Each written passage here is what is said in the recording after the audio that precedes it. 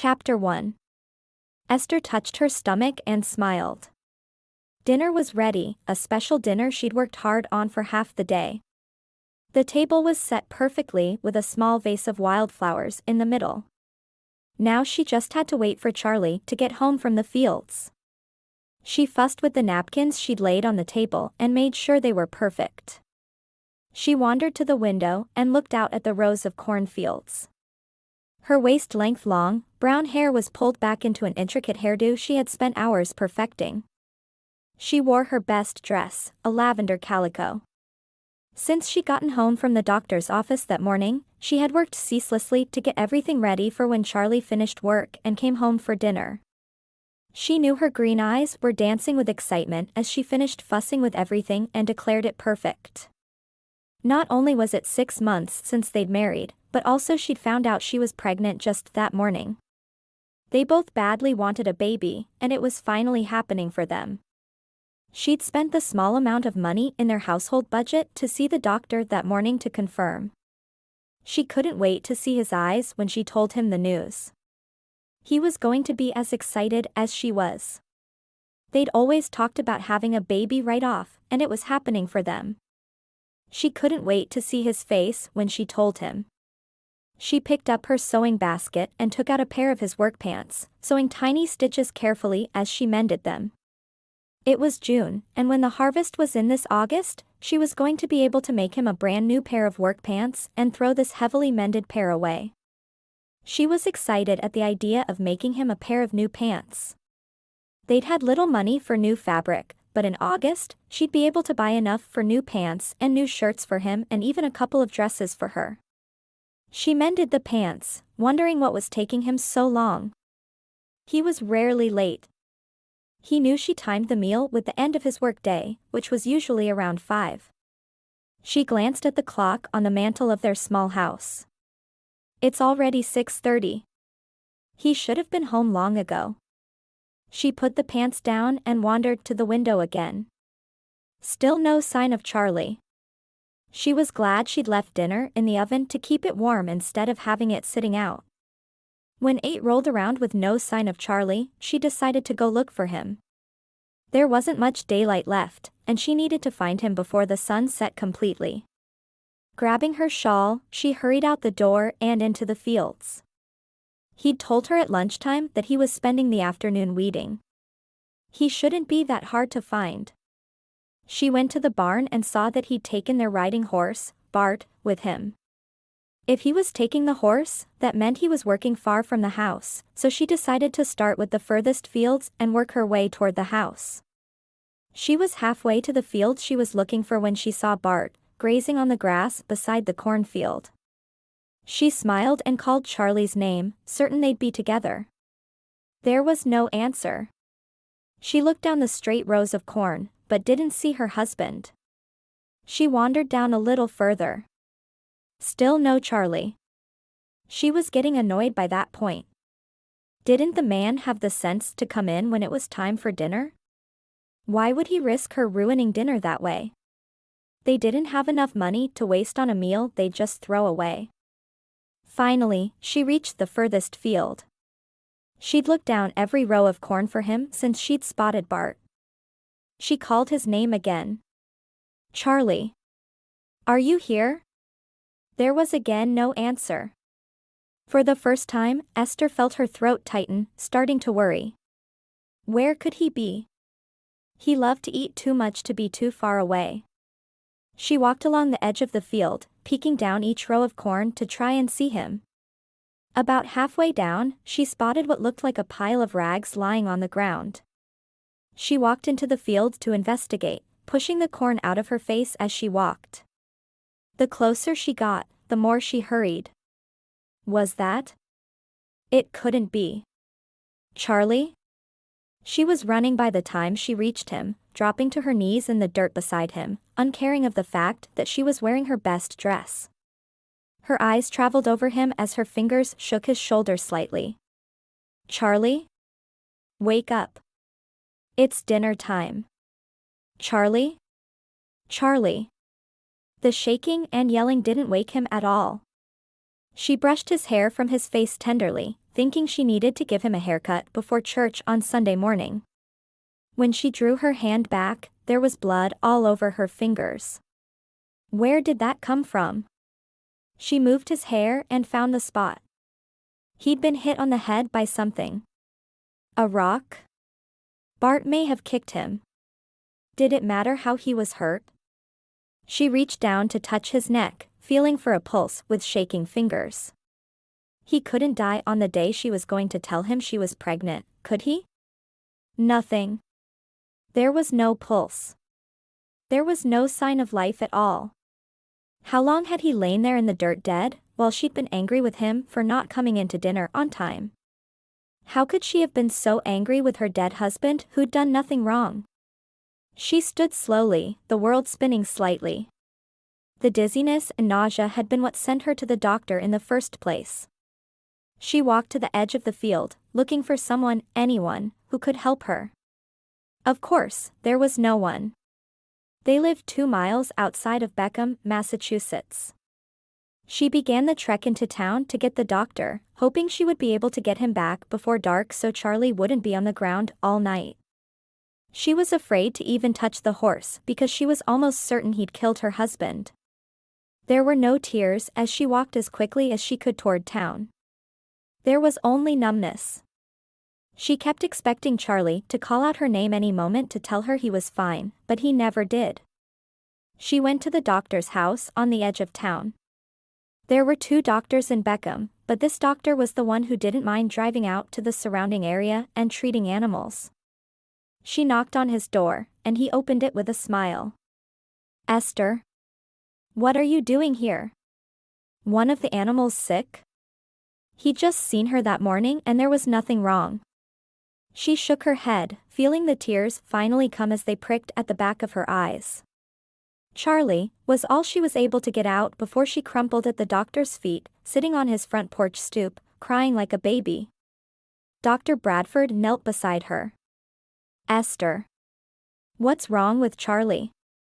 He noted the blood on her fingertips for the first time. Is he hurt? Esther shook her head, her sobs loud enough to bring the doctor's wife running. Dead. Dr. Bradford sucked in a breath. Is he at home? Esther shook her head, her face buried in her hands. Can you take me to him? Esther nodded and allowed herself to be helped to her feet. She was led to the doctor's buggy and she took his hand as he helped her inside. She saw the mud on the knees of her best dress and the blood on her fingers. She knew her hair must be falling from her tight bun. How was she going to go on without him? Was life worth living without Charlie? Dr. Bradford drove along the private roads until Esther indicated he should stop. She pointed toward the field and indicated the row where she'd found Charlie. The doctor tied off the horses and jumped down. Wait here, Esther. Esther nodded, staring straight ahead, unwilling to get another glimpse of her husband lying dead on the ground. She sat quietly wringing her hands together, praying she'd been wrong. That somehow she just missed the pulse and Charlie wasn't really dead. She stroked her hand over her flat stomach, as if she could soothe the baby within her womb. It's going to be okay. Daddy's fine, she whispered, tears falling down her face. Dr. Bradford was back within minutes. I'm going to take you back to your house and leave you there while I get another man to help me get him to my buggy. His hand grasped Esther's. Esther had been his patient since she was a small child and had known him all her life. If she had to be with anyone at this difficult time, she was glad to be with Dr. Bradford. He dropped her off at her house and she went in, forcing herself to eat some of the special dinner she'd fixed. If she hadn't been pregnant, she would have gone without food, but knowing the child was within her, she ate. Once she cleaned the kitchen, she sat in the rocking chair Charlie had made her as a wedding gift and picked up her mending basket. The first thing she picked up was another pair of Charlie's work pants. Instead of working on them, she buried her face in them and cried. How could Charlie be dead? He was only 20. He was much too young to die. When she woke up the following morning, Esther simply went through the motions. She fixed her breakfast and made the dishes, dreading going to see Charlie's parents, but knowing it was her job to do so. Once she was finished with her chores, she went out to the barn and hitched up the horses to the farm wagon. She climbed up and drove down the street to her in-laws' farm. She climbed down out of the wagon carefully, making certain she didn't fall and cause anything to happen to the baby. She went to the door and took a deep breath, raising her hand to knock. "Well, were you going to stand there all day or were you going to knock?" the shrewish woman asked. Mrs. Perry, Charlie's mother, had black hair and brown eyes. She could have been a pretty woman if she hadn't had such a mean look on her face at all times. "May I come in?" Esther asked softly. She knew this visit would be the hardest for her, because Mrs. Perry had always thought her son was too good to marry Esther. Charlie's family had better land and more money than her own parents, and they'd never let her forget it. Mrs. Perry let Esther know as often as she could that Charlie could have done better than Esther. Mrs. Perry yanked the door open wider and waved her inside without a word. She crossed her arms over her chest, waiting for whatever Esther might say. "Can we sit down, please?" Esther didn't want to have to tell her mother-in-law her son was dead, but she especially didn't want to risk the woman fainting. She'd feel the need to try to catch her and she just wasn't doing that in her condition.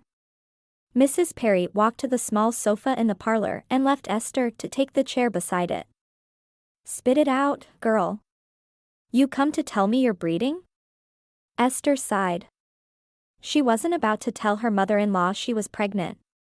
Now that Charlie was dead, she would consider the baby her only family, and Esther wasn't going to let the woman get her hands on her child. "No, I came to tell you that Charlie was killed last night. He was kicked in the head by a horse." She'd meant to find a better way to tell her, but with the way she was being treated, Esther wasn't sure what that better way might have been. Mrs. Perry stared at her for a moment. "Why are you lying to me? Charlie's not dead." Her face gradually grew redder and redder as she clenched her fists at her side, obviously furious with Esther. "I'm sorry, Mrs. Perry." Tears sprang to Esther's eyes and she dashed them away angrily. "He is dead. The doctor came out and confirmed last night." She had promised herself she wouldn't cry in Mrs. Perry's presence. The woman wouldn't care one whit that she was hurting about her husband's death. She'd think only of herself as she always did. Mrs. Perry jumped up and slapped Esther across the face. "Why are you lying to me? Why would you do something so hurtful?" Esther stood and ran from the house. She wasn't going to sit there and let the woman abuse her. She'd done nothing wrong except not consider who her mother-in-law would be before she married. Esther hurried to her wagon and jumped up on the seat.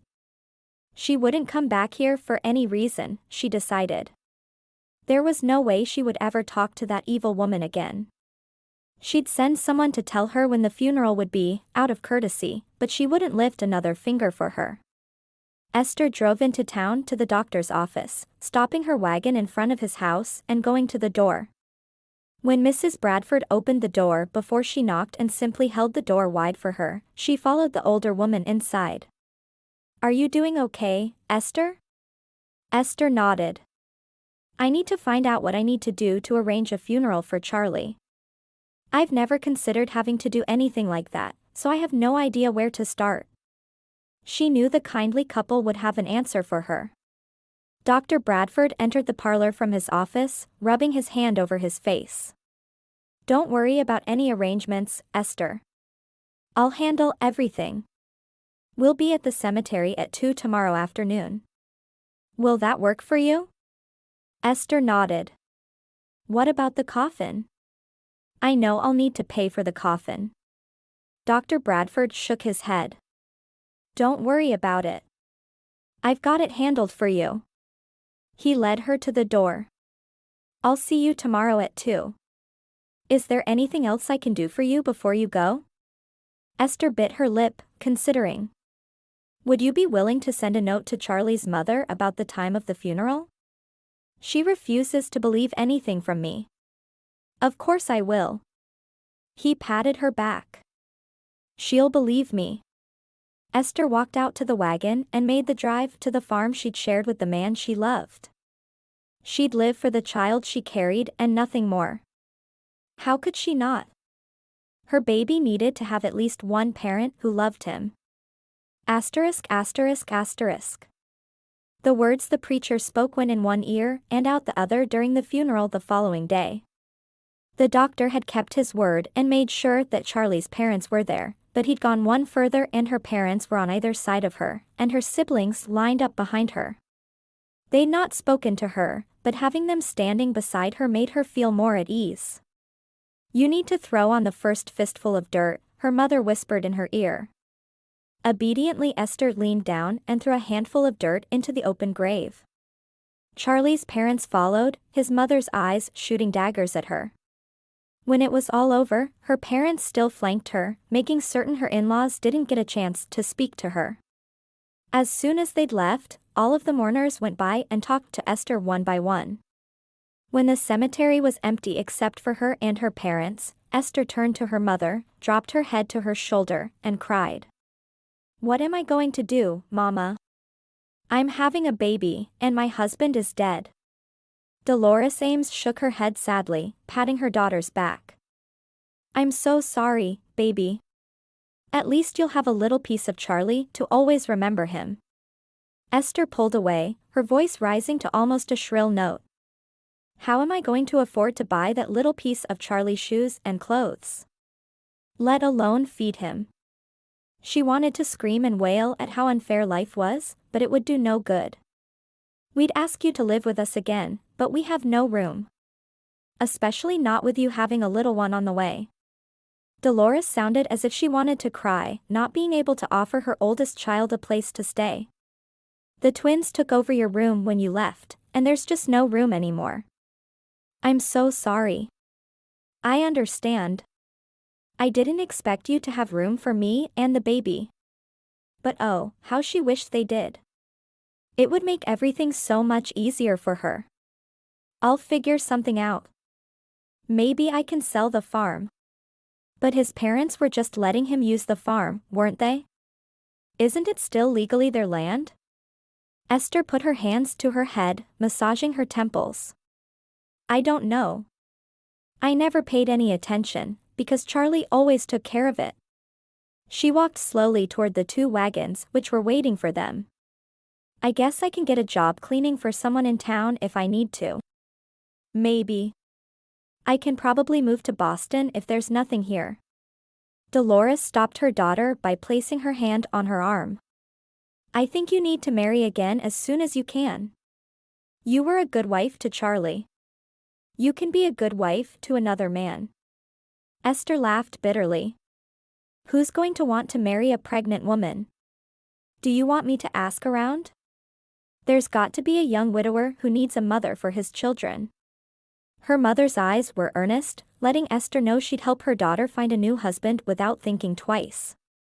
Esther shook her head. "Not right now, Mama. I need a little while to think." "Of course you do. I'm sorry." Dolores hugged her tightly. "Are you sure you don't want to come to the house for dinner tonight? You don't have to be alone. I need to be alone, at least for a little while." She climbed up into the wagon and took the reins.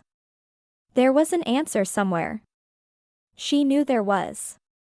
The drive back to the farm only took 20 minutes, and she unhitched the team before putting them in their stalls in the barn. She looked around the farm sadly. Hopefully her in-laws would let her continue to live there until she had time to find somewhere else to go. She walked into the house and looked around. Keeping busy always helped her, so she took the broom and swept the already immaculate floor before dropping to her knees and scrubbing it. By the time the sun set, she'd scrubbed the walls and cleaned the windows. She knew she shouldn't be pushing herself so hard while she was pregnant, but she couldn't let herself slow down for long enough to think and worry. Worry was bad for the baby, too, wasn't it? It was after 8 when the gnawing hunger in her belly told her it was time to stop and eat something, if only for the sake of her child. She put some butter and jam on some 2-day-old bread and sat down at the table to eat it. Meals were the hardest. She hated having no one to talk to while she ate. She ate the first 2 bites before she noticed the newspaper on the work table. She got up and brought it back so she could read through it while she ate. Maybe that would make her feel less lonely.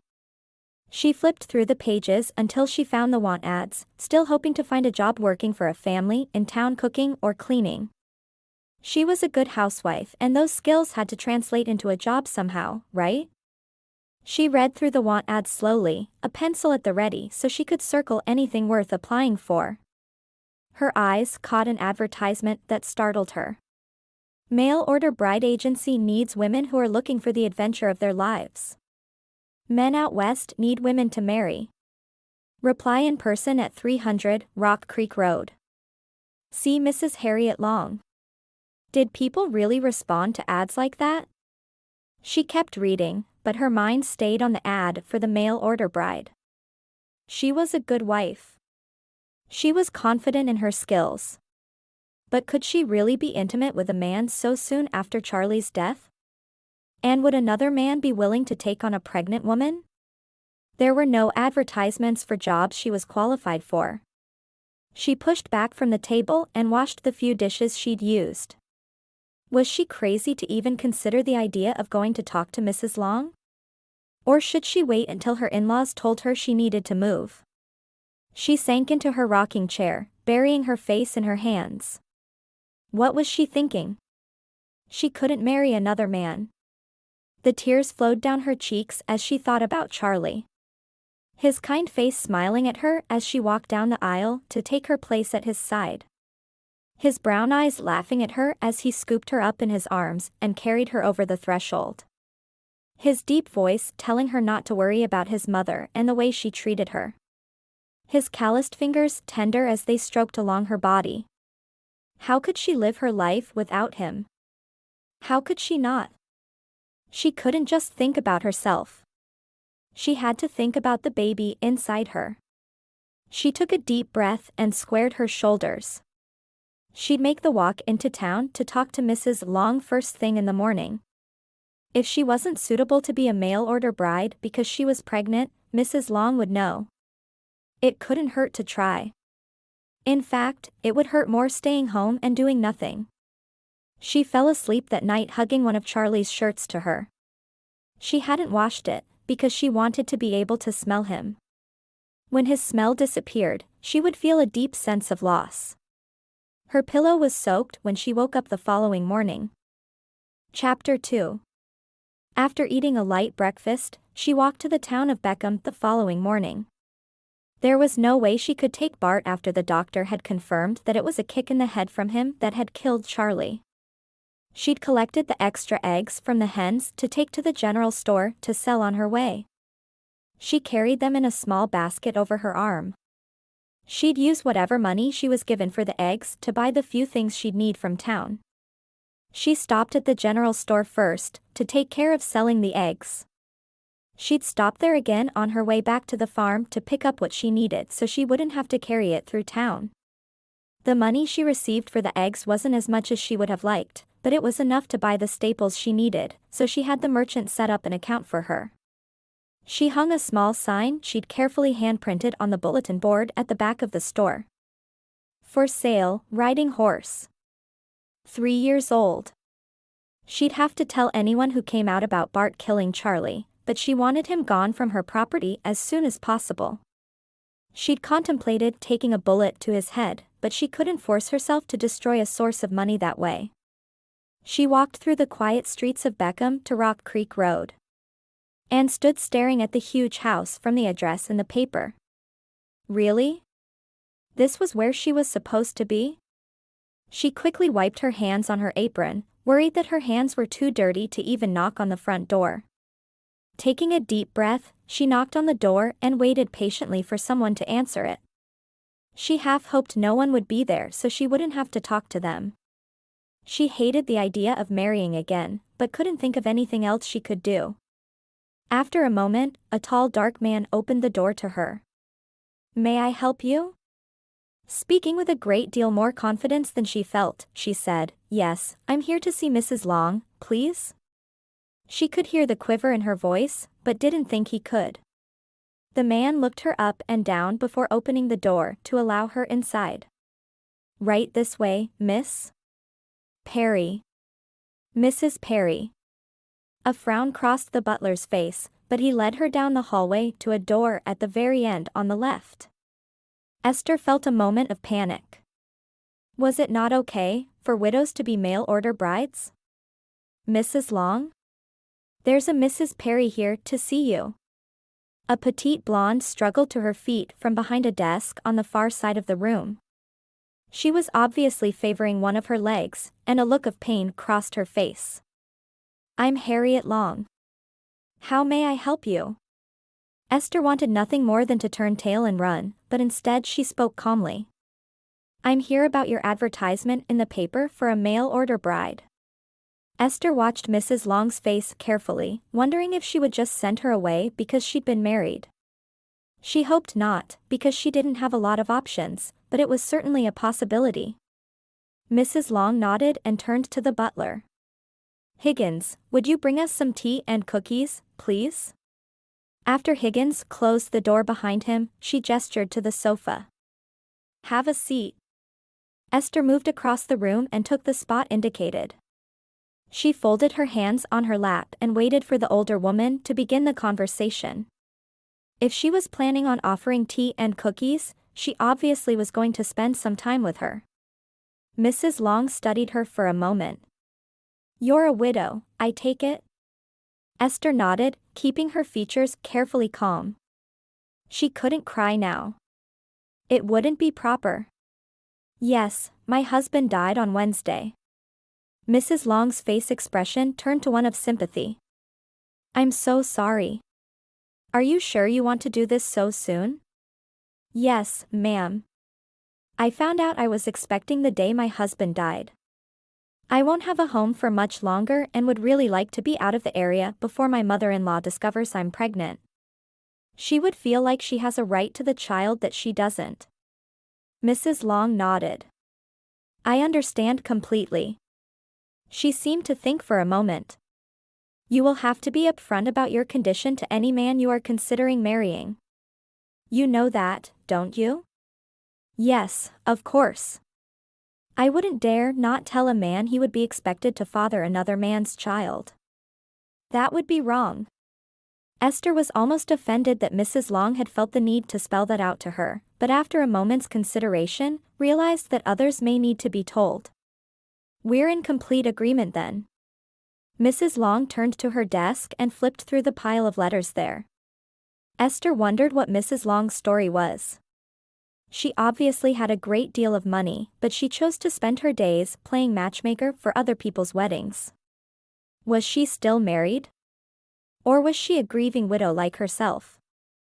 Mrs. Long held up a letter. "I think this man may be who you're looking for. He specifically stated that he's willing to marry a woman who already has children." She handed the letter to Esther to read while she turned away and busied herself with paperwork. Esther read through the words. "Dear potential bride, my name is Thomas Wilson. I'm a homesteader in the great state of Kansas. I'm a wheat farmer and find myself wishing for company on the long winter nights. I have never been married but don't mind if you have been. I wouldn't mind if you brought a child or two with you either. I'm tall and thin with dark hair and brown eyes. I'm a hard worker and would like to have someone more than myself to work for. If you think you'd like to be my wife, please respond with some information about yourself and what you look like. I hope to hear from you soon. Sincerely, Thomas Wilson." Esther found herself trying to picture the man who was writing to her, but all she could see was Charlie's kind face. Blinking back the tears that threatened, she looked at Harriet. "Yes, he sounds like he'll suit my needs. What happens next?" Harriet looked at her with pity, obviously understanding her need for tears. She pulled a piece of paper out of her desk drawer and handed it, along with a pen and ink, to Esther. "You need to write him back and tell him about yourself. Then we wait for him to respond." "How long will that take?" Mrs. Long shrugged. It could take anywhere between a month and 2 months. If he's way out in the country, it's not likely he goes into town to check his mail daily. Esther nodded. Okay. She put the tip of the pen in the inkwell and quickly wrote in her neatest penmanship, "Dear Mr. Wilson, my name is Esther Perry. I'm a 19-year-old widow. My husband died just a few days ago, and I find I'm expecting our first child in 7.5 months. You said you were willing to take on children, so I hope that means that you'd be willing to take on a wife who is carrying a child as well. I'm a tall woman with dark hair that reaches my waist. I have brown eyes and am thin.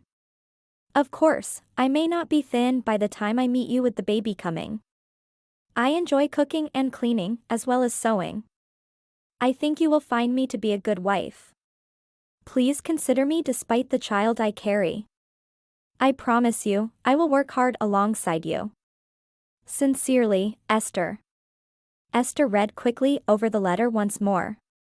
She knew it was extremely formal, but she didn't know what else to say or have any other way to say it. She was still very much in mourning, and she wasn't going to pretend otherwise. She handed the letter to Harriet. "Is this okay?" Harriet skimmed through the letter and nodded.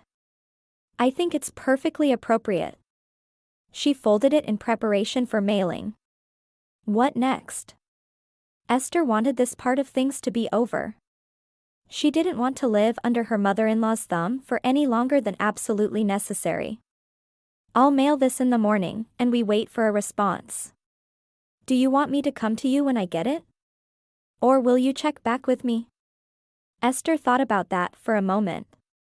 "I'll be coming into town every day to sell my extra eggs, so I can either come by every couple of days starting in a month, or you can come out to me. Whatever is easier for you." Harriet studied the younger woman carefully, noting the lines under her eyes. "Why don't I come out to you? If you get anxious, you're more than welcome to come by any time. Or if you just need a friend, I'm here for you." Esther was startled by that offer. "You'd let me come into town just to visit you?" Harriet smiled. "Of course. I need friends, too." She smiled as Higgins walked into the room after a brief knock on the door, putting the tray he carried of tea and cookies onto the low table in front of the sofa. "Thank you, Higgins." She poured the tea for the two of them and handed a cup to Esther. Esther took a sip of tea but shook her head when Harriet offered cookies. "I'm not very hungry, I'm afraid." Harriet frowned. "You need to eat for that baby." "I'm forcing myself to eat regularly. Snacks are way too much at this point, though." And it was true. No matter how she felt, she was eating at least a piece of bread and butter at every mealtime. Harriet smiled. "That'll change. I remember when I was pregnant, all I could think about was food." She looked out the window as she spoke as if she were remembering a time in her life that was happier. "How many children do you have?" The smile left Harriet's face. "None." She didn't elaborate on her answer, and Esther, in her own grief, wasn't willing to press her on the matter. The look in the other woman's eyes then reminded her of what she'd seen in herself that morning when she looked in the mirror. She wouldn't ask again, but she'd certainly be a friend to the other woman if she could be. "What time is a good time of day for you to receive visitors?" "I'll be walking into town as soon as my morning chores are finished every day, so if around 10 is good, I can come see you." I could use a friend. She could use a friend who didn't know her when she was with Charlie. A friend who wouldn't constantly remind her of her loss or bring it up to her. She needed to learn to be an independent woman, and this seemed like the right way to start. Harriet smiled and nodded. "That would be nice." She seemed to debate for a moment. "I'm sending off my own letter in the morning too." Esther's eyes widened. "You're going to be a mail-order bride?" "I think I am. I really do." They had a pleasant visit, with each of them more comfortable with the other than she'd been at the beginning of the conversation. Esther regretted having to leave when they'd finished with the tea. "I'll come see you soon," she said as Harriet walked her to the door. I'd like that. Harriet opened the door for her. I'll be here. Asterisk asterisk asterisk. Kansas Territory. June 1885. Thomas looked up as he saw the wagon approaching. It was his friend, Andrew, who lived down the road a piece. He shielded his eyes against the bright afternoon sunlight as Andrew brought the wagon to a halt a few feet from where he was hoeing his field. Andrew. Andrew jumped down from the wagon and held out his hand for his friend to shake. Thomas. I went into town today, so I picked up the mail for all of us. All of us referred to the 4 homesteading families who shared church services and lived in the same general area. Thomas was the only bachelor of the bunch and he was always happy when a friend came by. Letter for me? He'd hoped to receive a letter back from that mail-order bride agency long ago, and had almost given up that hope.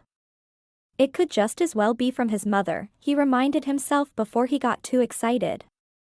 He and his brother, who had been newly married at the time, had come from Kentucky 11 years before to take advantage of the free land Uncle Sam was offering homesteaders. At the time, he'd felt like he was too young to marry, but there had been no one to even try to get to know once he'd reached his destination. Andrew stuck his hand into the front pocket of his slacks and pulled out a letter addressed to Thomas. Thomas read the front of it and a slow smile spread across his face. Finally, a letter from Beckham, Massachusetts. Thanks. You're welcome. Andrew frowned. I didn't know you had any kinfolk in Massachusetts. Thomas shook his head. I sent off for a mail-order bride. I'm hoping this letter is from a woman who wants to give up her life of ease to come out here and be a homesteader's wife. He gave a half-smile as he said the words, knowing there was really little chance a woman who was used to the luxuries she could find in the East would be willing to move to the middle of nowhere to be the wife of a random stranger. I hope that's what it is, then. It would be nice if you weren't always alone. Andrew was married with 2 boys and 3 girls. The girls were in their early teens, and while some considered them old enough to marry, Thomas wasn't one of them. He thought the girls deserved to find some young men who were closer to their own ages. Andrew walked back to his wagon and climbed onto the seat. Thomas waved as the man left, and he found himself thankful the man hadn't waited around to see what his letter said. If it was from the marriage broker saying no woman in her right mind would ever move to Kansas to marry him, he wanted to be alone as he read it. He walked the short distance to his house and went inside, getting himself a glass of water from the bucket sitting on the work table. He sat down at the table, a rare thing during the day in the middle of the summer, and opened his letter, reading through it. He read it once, his eyes widening at the idea of taking on a bride who was pregnant, before reading it through one more time. He sat back in his chair and thought about what Esther Perry had told him. She sounded pretty enough, and she was in the early stages of her pregnancy. Would it be a good idea to take on a woman who had so recently lost her husband?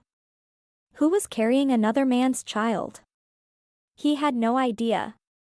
He'd sent his letter off a good 3 months before, though, and this was his first response. Did he really want to have to wait another 3 months for a response? Or was this girl maybe the one God wanted him to have? Would a girl in the family way even be able to have marital relations? He didn't know anything about it, but he did know he wanted to be able to take his wife to his bed. Without having an answer to that question, he knew he couldn't make a decision. He hadn't taken a minute off work yet since the growing season had started. He could spare some time. He went out to the barn and saddled his horse, mounted, and rode off in the direction of Samuel's farm. Samuel had 6 children. He'd know what to do. Or at least he could answer Thomas's questions well enough that Thomas could make an informed decision. He made the 5-mile ride to his brother's house at a slow, leisurely pace. He couldn't quit thinking about what it would be like to be married to a woman who was pregnant with another man's child. And how would he feel about the child after it was born? He thought he'd be able to be a father to it, but what if it was born and he felt no connection? Instead of going to his brother's house, he searched for him as soon as he crossed his own property line and was on his brother's land. He knew his brother would be in the field at this time of day, the same as he'd been. Samuel was always where he was supposed to be. After a minute or two of peering across the rows of wheat, he spotted his brother. He dismounted and tied his horse's reins to the saddle before heading across the field to him. By the time he'd picked his way through the field to his brother, Samuel had stopped working and was watching him. Because Samuel had always been a man of few words, instead of greeting his brother, he simply nodded at him. Need some advice? Thomas was the more talkative of the two, but he didn't waste words when they weren't necessary. After days and days alone on the homestead, it sometimes felt strange to hear the sound of any voice other than his own anyway. Samuel nodded. Sure. The two brothers were alike in both looks and temperament. They were both tall, thin men with dark hair and eyes. Samuel wore a beard and mustache, but Thomas was clean-shaven. Victoria, Samuel's wife, always said if Thomas ever grew a beard, she'd never be able to tell the two of them apart. Samuel's dog, Jasper, played around their feet as they stood in the field. You know I mentioned I might send for a bride? Samuel nodded. Mail order. Yup. Well, I did, and it's been 3 months. Just got a response today. He pulled the letter out of the front pocket of his pants and handed it to his brother to read. Samuel read through it, folded the letter, and handed it back. You want a pregnant wife? His eyes studied his brother's face. Thomas shrugged. Don't know. Trying to figure that out. Can a woman, when she's pregnant? He was embarrassed to have to ask, but he needed to know to make the decision. Yup. We did.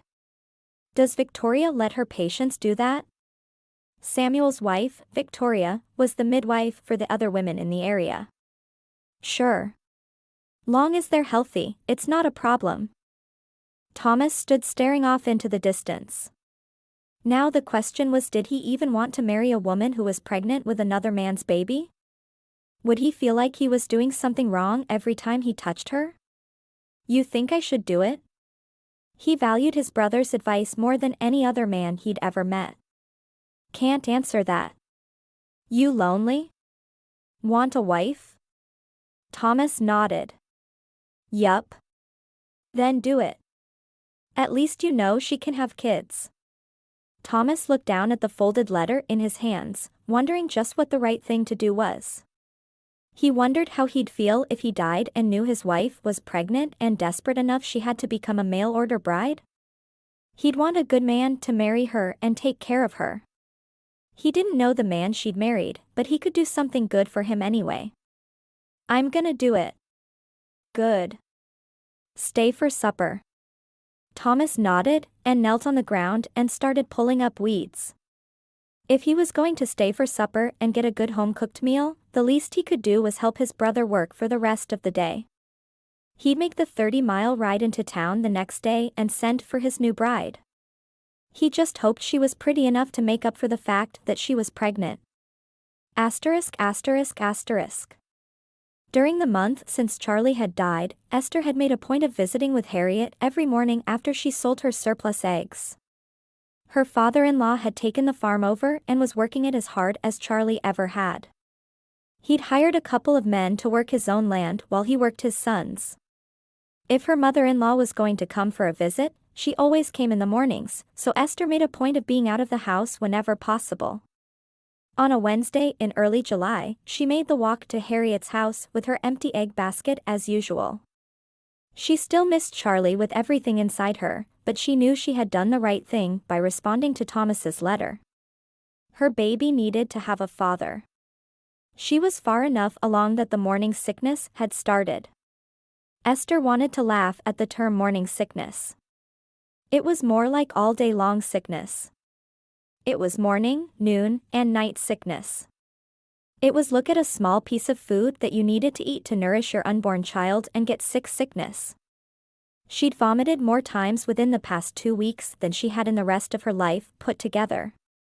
When she got to Harriet's house, she knocked on the door with absolute confidence. She knew now she'd be accepted immediately. When the door was answered, she smiled up at the tall slim man. "Good morning, Higgins. Is she in her office?" She loved visiting with Harriet. As soon as she left her house for the day, she began anticipating the next trip to town to see her friend. Higgins nodded and opened the door wide for her. She walked back through the house and stood outside the closed door of Harriet's office. "Are you up for tea and cookies this morning, Mrs. Perry?" Esther put her hand on her stomach and shook her head. "No cookies for me this morning, but I'd love some tea." Tea was one of the few things she could drink that didn't make her sick. "I'll bring it straight away." "Thank you." She opened the door to Harriet's office without knocking, something she did on a regular basis, and saw her friend's face go from sadness to a smile in seconds. "I'm so glad you're here." Harriet held up a letter. "Look what we got today." Esther stared at the envelope, not certain if the pounding in her chest was from dread or excitement. She was ready to leave Beckham and start her new life, but she wasn't ready to be married to a total stranger. Maybe he'd said no. "What does it say?" Harriet shook her head. "I don't open other people's mail. You'll have to see for yourself." Harriet offered the envelope to Esther. Esther took the envelope from Harriet's hand, almost afraid to see what was in it. Had he rejected her and the baby? She flipped it over and over in her hands. Finally, she took her regular seat on the couch and opened the letter, reading it to herself. "Dear Esther, I was pleased to receive your letter. I've enclosed a train ticket and some money for your travel expenses. Please give the bank draft to Mrs. Long. I'll meet you at the station in Lindsborg, Kansas on Saturday, July 12th at noon. I'll have a sign with your name on it, so we can recognize one another. All my best, Thomas." Esther looked at the papers that had dropped to the floor when she opened the envelope. She hadn't even noticed them. "I was almost hoping he'd tell me he didn't want me because of the baby." Her eyes lifted to meet Harriet's. "I'm scared." Harriet sighed. "You don't have to go. I can find someone else for him." Esther shrugged. "I certainly can't stay here. My mother-in-law told me I can stay for 2 more weeks and then I have to get out. You could come and stay with me. But you're about to leave as well. You can't take a pregnant woman with you." Esther laughed softly. "I can just see the 2 of us getting off the train together to meet your future husband. He'd be trying to figure out what's going on." Harriet smiled at the picture. "Well, it would make for an interesting story to tell. My ticket is for the day after tomorrow. I've already sold everything I can sell, and my things are packed. I need to just go." She handed the check to Harriet. "This is yours. Did he give you enough for travel expenses?" Esther counted through the cash in the envelope. "It looks like it." "Good. Do you want me to go to the train station with you? Would you mind? It wouldn't hurt your leg, would it?" She really didn't want to go alone, but she didn't want to put Harriet out either. She wouldn't do anything that would cause her friend more pain. Harriet shrugged. "Everything hurts my leg. It's better if I take a short walk at least once per day, though, so I'll get the mail while I'm out and go with you to the station." "I'd like that." Harriet didn't often talk about the pain she was in and had never explained to her what had happened, but Esther got the impression she'd lost her baby at the same time her leg had been injured. "My train leaves at noon. If you're here by 10:30, we'll have plenty of time, even if the train is early." Harriet smiled at her friend. "Did you have morning sickness again today?" Esther nodded. "I've barely been able to eat anything all day long, it's been so bad." She rested her hand on her uneasy stomach to punctuate her words. "Did you talk to the doctor about it?" "He just patted me on the arm and told me it's the penalty for bearing children." Esther shook her head. "You can certainly tell he's never given birth or he'd be a lot more sympathetic. His wife told me to sip slowly and start every day with toast." Harriet grinned.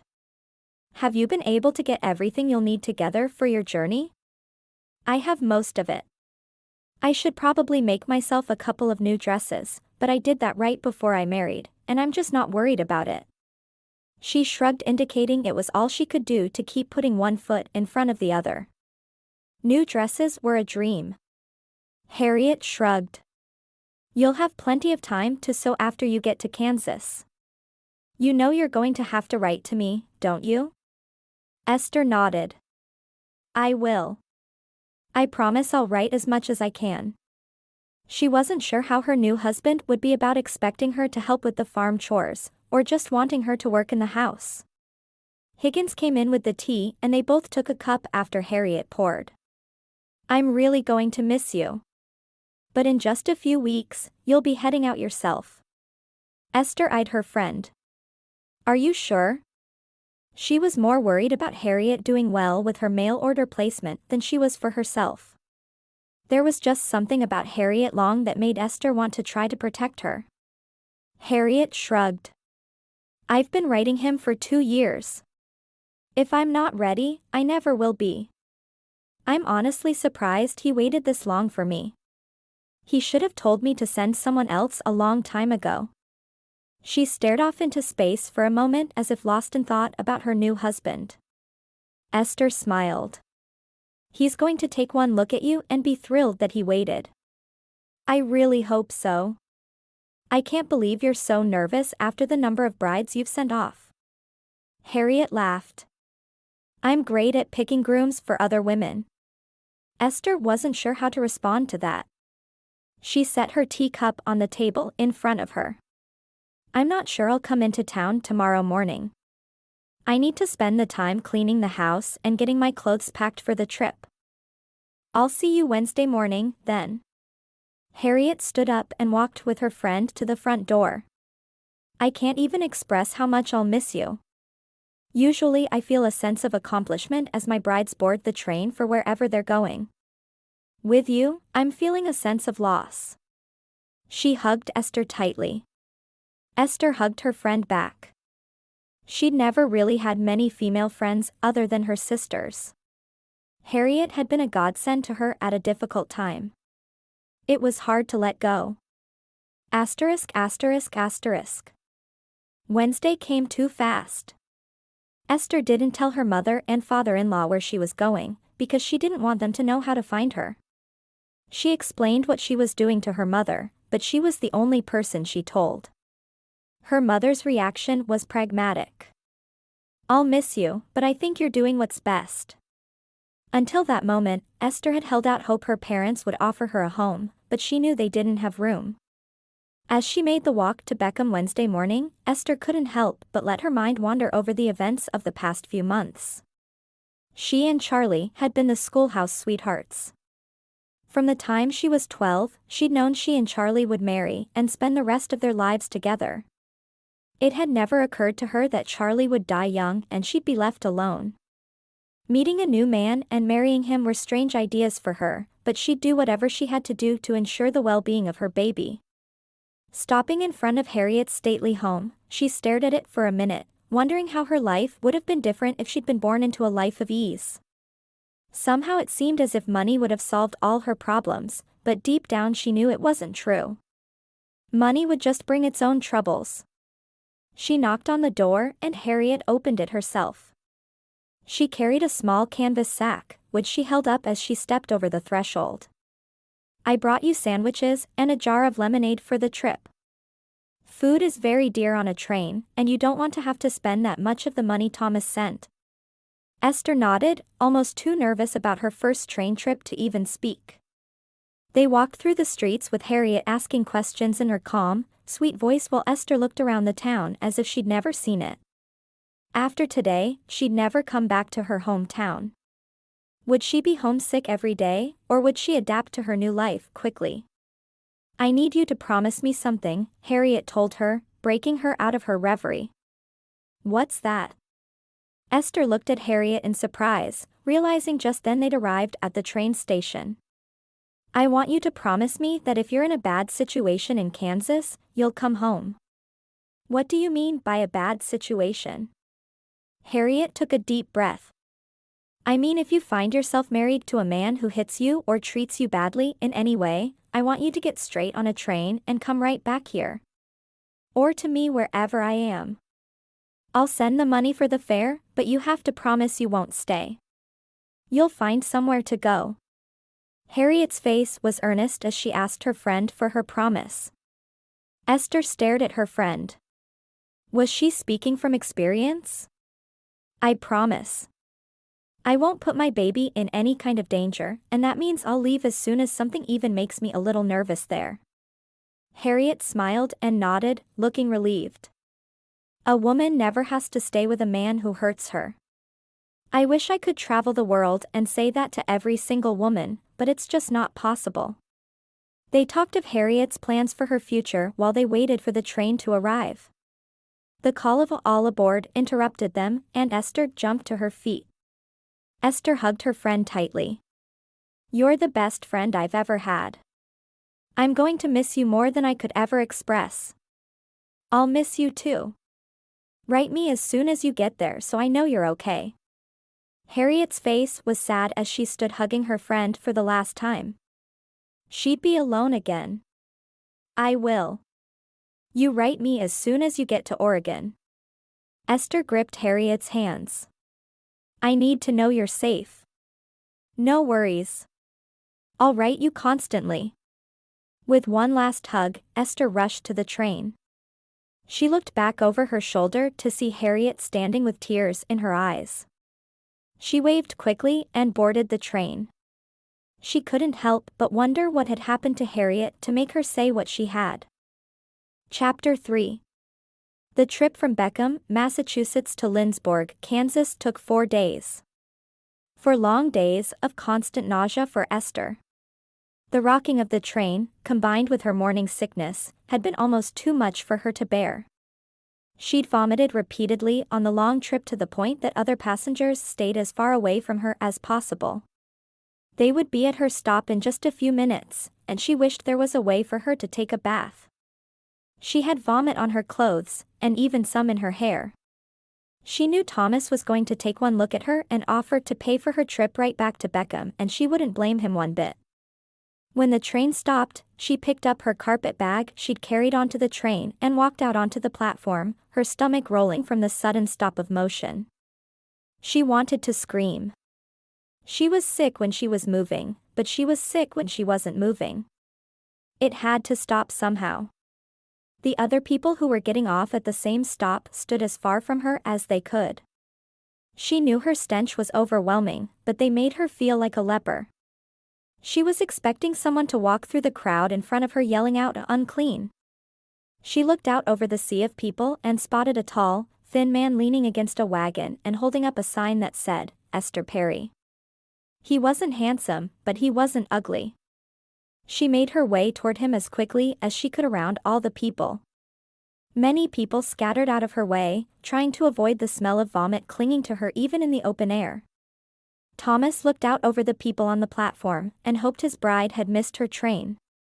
There was only one person who'd gotten off the train who could possibly be his bride, and she was filthy. Her hair hung down along her face in clumps and her dress looked as if it hadn't been washed in a month. The woman slowly made her way toward him, and he did his best to keep the revulsion from his face. She stopped directly in front of him. "Thomas?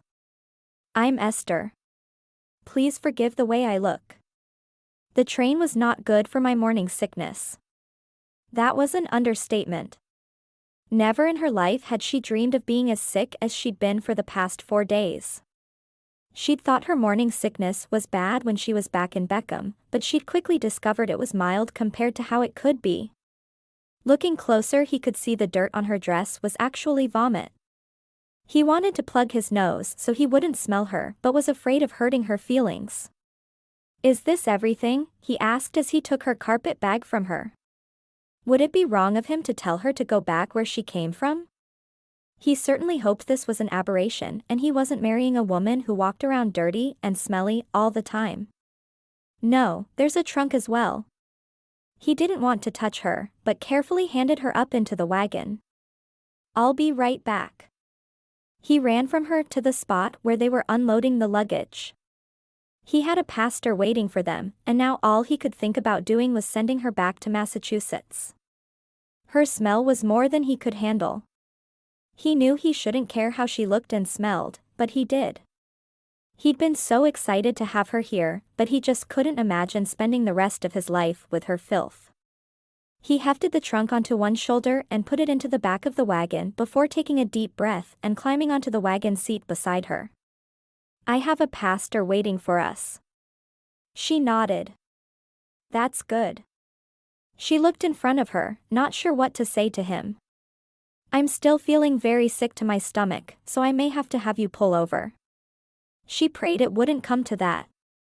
This was not how she'd planned to meet her husband. "I can do that. Just let me know. I'd rather you didn't throw up in my wagon." He stared straight ahead as he said the words, doing his best not to breathe too deeply.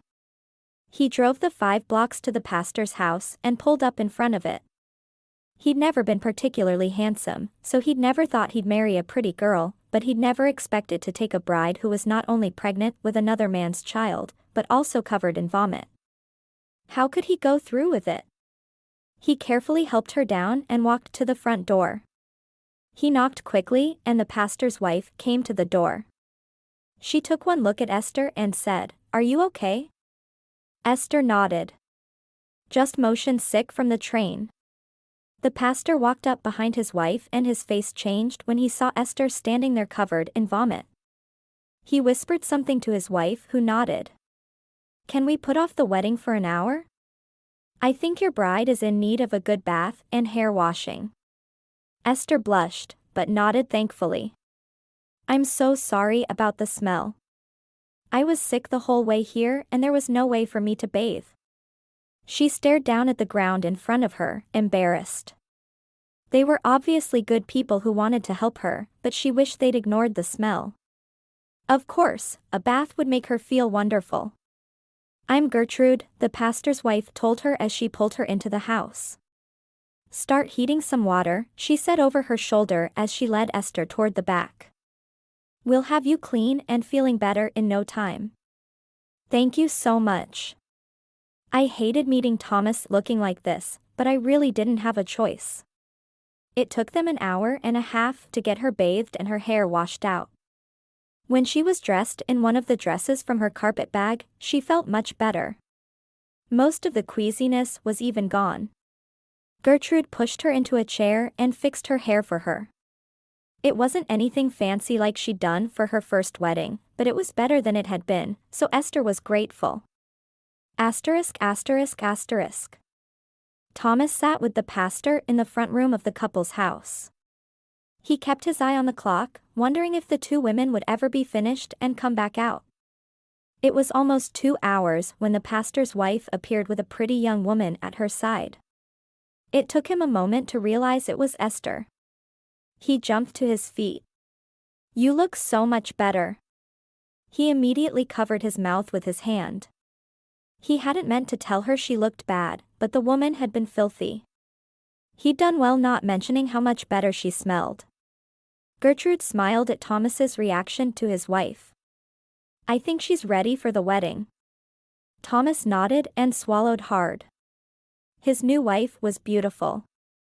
How had he not noticed that before? The 2 of them stood in front of the preacher, and he happily took her hand. The ceremony was brief and to the point. The pastor knew he needed to get back to the homestead before milking time. He paused for a moment when he was told to kiss his bride, wondering how she'd react, but knowing it was part of the ceremony, he lowered his head. The kiss was brief, but it was enough to make him very interested in the upcoming night with his new wife. Her lips were soft and sweet as he brushed them with his own. When it was over, he thanked the pastor and his wife, paying them an extra $1 for the bath and time they'd given up to make his new wife ready for the wedding. When he helped her into the wagon this time, it didn't bother him to touch her hand. It was as if she were a completely different woman than she'd been when they walked into the pastor's house 2 hours before. "How far is it to your homestead?" she asked, her voice soft and calm. "It'll take us about 3 hours if we don't run into any trouble." He stared straight ahead as if afraid to meet her gaze. Her head jerked toward him. What kind of trouble could we run into? He shrugged. Rain. Wolves. Indians. Any number of things. We don't usually have any trouble though. She found herself looking around them nervously as they drove. She'd heard there were a lot more Indians out west, but she hadn't had a chance to experience them yet. Do you have a rifle? Her voice held just a tint of panic. Of course. We may see a buck on the way, and I couldn't let that pass. The motion of the wagon immediately started to bother her stomach again. She groaned with her hand against her belly. They had just made it out of town when she said, "I need to throw up." He jerked back on the reins and pulled to the side of the dirt road. She scrambled down on her own without waiting for his help. Running as fast as she could, she made it to the small copse of trees before she relieved herself of the few bites of food she'd managed to eat just before getting off the train. She certainly hoped her mother was right and the morning sickness would be over soon. She didn't think she could handle much more of this. Although her stomach was expanding, she was getting much thinner overall. Her dresses were hanging off her. She looked around for a stream to rinse her hands in, but there wasn't one, so she went back to the wagon, happy she hadn't gotten any vomit on herself this time. He was standing beside the wagon waiting for her, looking anxious. He helped her into the wagon again. You okay? She shrugged. My mother told me I'd feel better after my 3rd month. I sure hope she's right. She tried to act blasé about her constant vomiting, but she honestly was afraid he'd want to get rid of her if she couldn't stop throwing up. What a way to start a new marriage. How far along are you? He looked at her stomach, finding it hard to believe she was actually carrying a child. She looked thin, much too thin to have another person inside her. 2 months and 3 weeks. Should be better in another week according to my mother. I can't take much more of this. She shook her head as she said the last words. What if the morning sickness didn't stop? Were you sick before you left home? Esther nodded. I'd been throwing up for weeks before I left. It never occurred to me the train ride would make it so much worse. She laughed shortly. I honestly didn't think I'd be able to get any worse. I bet it was hard to get to a chamber pot on the train. Now that he wasn't feeling sorry for himself, he was able to think about what she must have gone through on the train, not being able to keep any food down, but still knowing she needed to eat for the sake of the baby. Esther sighed. The porter brought me my own to hold. No one would sit next to me or across from me. I felt bad for anyone who had to get within 5 feet of me. She didn't mention how badly she'd smelled, because she knew he had smelled her as soon as she'd gotten off the train. He sighed, feeling badly for her, but just as badly for himself. He'd hoped for a wedding night tonight, but there was no way anything could happen with as bad as she was feeling.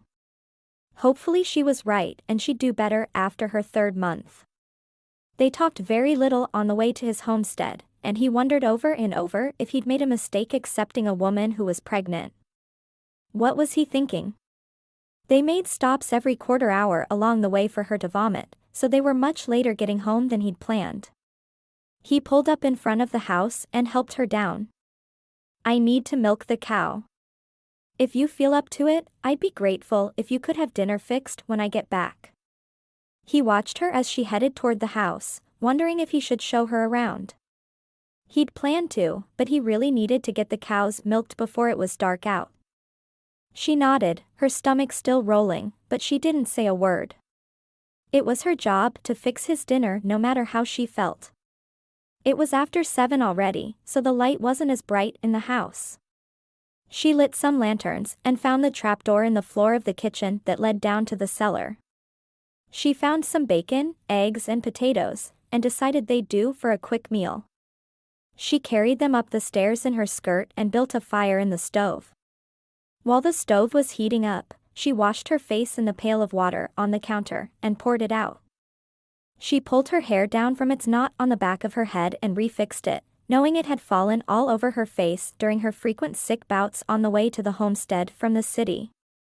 She went outside to find more water and carried the bucket into the house for her washing after the meal. She chopped up the potatoes and fried them with the bacon, and then added the eggs, mixing them all together for a quick meal. Looking around, she saw there was milk to use, but no bread. She'd make fresh bread the next day. Toast was the only thing she could eat in the mornings just now, so it would be best if she had some bread made up for that as well as other meals. When Thomas came back in from milking, he was relieved to see Esther had washed up again. Her skin was losing the green tint now that she wasn't being bounced around on the seat of the wagon. They sat across from one another at the small table, and he said a quiet prayer for them before they ate. "Supper smells good." She smiled tiredly. "I hope it tastes good, too." She was always nervous when she cooked for someone new, knowing she wasn't as good at cooking as some women were. She enjoyed it, though, and planned to keep getting better. He noticed she'd given him a great deal of food, and had only taken a couple of spoonfuls for herself. "You need to eat more." She shook her head. "I can't. Eating brings the nausea back." Her stomach was settled for the moment and she wasn't going to do anything to risk changing that. He sighed. "You're really having a rough time of it, aren't you?" She nodded. "I keep hearing that the worse the morning sickness is, the better chance you have of not losing the baby. If that's true, I'm going to be able to do anything in my last month, because this baby is going to be stuck like glue." He smiled at the fact she was able to joke about her intense morning sickness. "Do you want a boy or a girl?" She shrugged. She really wanted a boy who was just like his father, but she couldn't tell her new husband that. "I don't really care at this point. A boy would be nice to help with farm chores, but a girl would be nice to keep me company." She hadn't noticed any other houses in the area. "Are there any schools around?" He shook his head. "Not yet. Hopefully we'll have some someday, but right now there just aren't enough people." "Okay. I can teach our children." She hadn't planned on teaching them, but she'd finished school at home and was certainly qualified. He looked at her, startled. "I hadn't considered we'd have kids of ours." "Just the one you're carrying." She smiled. "I'm sure if we're married for any period of time, we'll have more children. It only took me a couple of months to get this one." She stroked a loving hand over her tiny mound of stomach. She forced the few bites of food on her plate down her throat. She had to have some nutrition to keep her going. She couldn't let her baby starve just because her stomach wasn't feeling well. As soon as she was finished, she jumped up and started washing the dishes. She hadn't even been upstairs to look at the bedrooms yet. The downstairs wasn't as clean as she would have liked it, but it wasn't bad considering that he'd been a bachelor for so long. "It's going to take me a few days to get into a routine of cooking and cleaning here. I assume you have chickens, and you mentioned cows. Any pullets? Or just layers?" "I've got a couple of pullets, and enough layers that they can be eaten." "What do you like to eat?" She'd known all of Charlie's favorite foods before marrying him and had made sure to learn to cook them. She just hoped Thomas's favorite foods were simple to fix. He shrugged. "I'm not picky. If you make it, I'll eat it. I'm partial to sweets, though. And chicken and dumplings. If you make me chicken and dumplings, I'll be indebted to you forever." He leaned back in his chair and watched her do the dishes, pleased that she was finding her way around the kitchen. She smiled. "Kill one of the pullets in the morning, and I'll have chicken and dumplings for you for supper tomorrow." She'd looked through his food stores enough that she knew he had everything she'd need for them and maybe even a cake for dessert. She enjoyed cooking, and if he liked sweets, she'd make sure he had dessert every night. "I'll do that." He grinned at her. Even if they couldn't have marital relations, she was pretty to look at, and if she'd cook for him, he'd be happy with her. Relations could always come later once she was feeling better.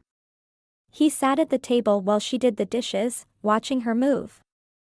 She didn't say much, but that was okay, because he was used to the silence, and would have gone crazy with a woman who'd talked his ear off all the time. After she'd finished the dishes, he led her up the stairs.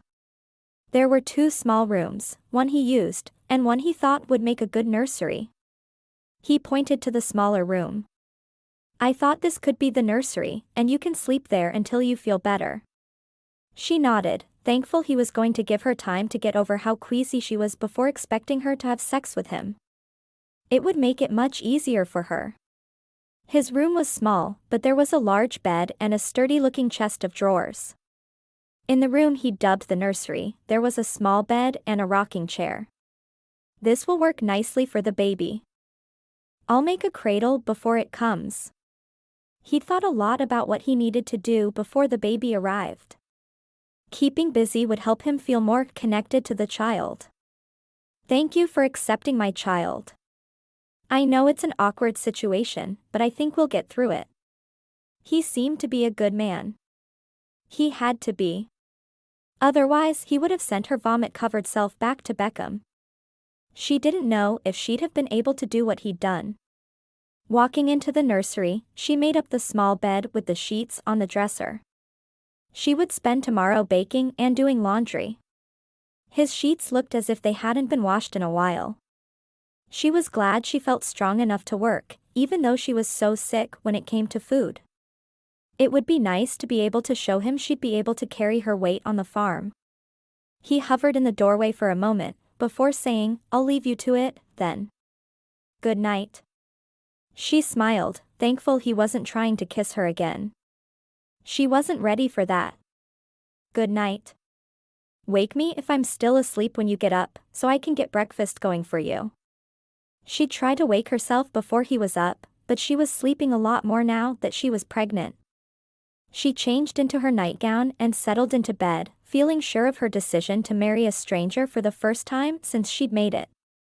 Thomas was a good man, and he'd be a good father to her child, even though he hadn't fathered it. She fell asleep, at peace with her life for the first time since Charlie died. Asterisk asterisk asterisk. Esther woke to the short knock on her bedroom door. "I'm going to milk now." The deep voice outside her door was both familiar and foreign at the same time. Who was he? It took her a moment to remember where she was and why she was there. "I'll start breakfast."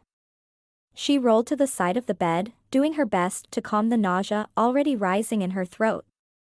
She stood slowly and changed into a day dress. She hoped to get a bath after breakfast, because of the vast amounts of vomiting she'd done on the way to the homestead the previous day. She mixed the batter for pancakes and fried up some bacon, but waited until he came back to the house to actually pour the pancakes. He took longer than he had the night before, and just as she was starting to worry, he came in carrying a large tin bathtub.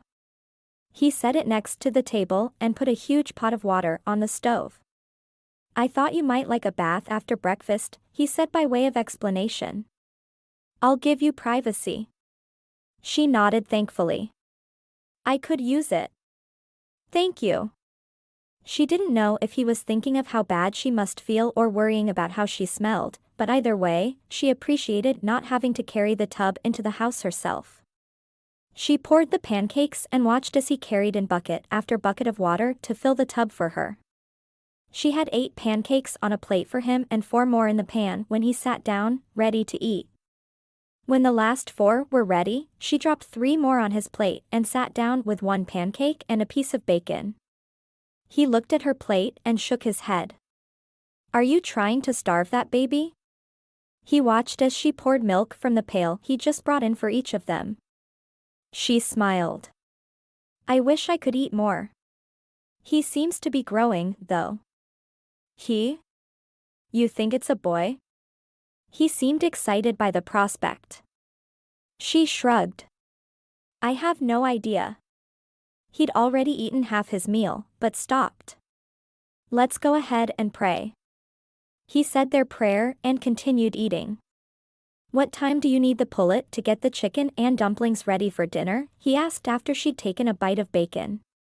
"If I can have it by about 10 or so, I can start boiling it." He nodded. That shouldn't be a problem. I just want to give you enough time to get your bath before I come back with it. I appreciate that. She poked at her pancake, wondering if she'd be able to get the sweet treat down. Thomas watched her try to eat and found himself worrying about how little she was able to swallow. Is all that going to come back up? I hope not. Sometimes I can keep breakfast down. I always at least try to eat something. She took a bite of the pancake and chewed it slowly. What will you be doing today? He gave her a funny look. Working in the fields. Why? I'd like to know where you're working every day, if you don't mind. She knew it was a strange request, but she really didn't want to have to explain herself. She hoped he'd just do as she asked. You want to tell me why? She shrugged. Charlie died out in the fields one day. I didn't know it until he was late for dinner. I didn't know where he'd be working, so I had to search everywhere for him. She looked down at her plate, blinking back the tears. It was the day I found out I was carrying. I didn't know. Sure, I'll try to always let you know where I'll be working. He ate his last bite and got up to pour the last of the hot water into the tub, leaving 2 buckets of cold water beside it so she could adjust the temperature how she liked. How did he die? She looked up at him, her eyes meeting his. He was kicked in the head by his horse. A horse we thought was perfectly gentle. I'm sorry. Thank you. She didn't know what else to say. She watched as he left the house and quickly finished her last bite of breakfast, wanting to get her bath before he came back. She stripped and stepped into the tub, letting the water flow over her muscles, which ached from the long journey. She had a lot to do, so she couldn't spend long in the tub, but she'd love to spend the whole day soaking. She washed quickly, making sure her long hair received a thorough soaping. When she was done, she left the tub, hoping he'd be willing to empty it for her when he brought the chicken in. She really shouldn't be doing heavy work until after the baby was born. Esther made quick work of the dishes and mixed up her bread dough. She'd make at least 3 loaves of bread and some dinner rolls to go with the chicken and dumplings she'd make for supper. By the time Thomas came back with the chicken, she had the loaves rising in their pans and the dinner rolls rising on a sheet pan. The laundry was hanging on the line and drying. He looked around with a smile. You've worked hard this morning. She nodded. I love to cook. She didn't mention laundry, though, because there was nothing on the planet she hated to do more than wash clothes. Good. Because I love to eat. He studied her with a smile. The green cast was finally gone from her skin. You look like you're feeling better. He didn't add that she looked pretty. He'd never seen a woman who was so pretty. He only wished the child she was carrying was his. She took the chicken from him, noting he'd already plucked the feathers for her. Thanks for getting the feathers. It's no problem. I appreciate you cooking the chicken and dumplings for me. She wondered if they'd always be overly polite with one another. She hoped not, because it felt like she was living with a stranger. Would you be willing to empty the tub? That's heavier work than I should be doing.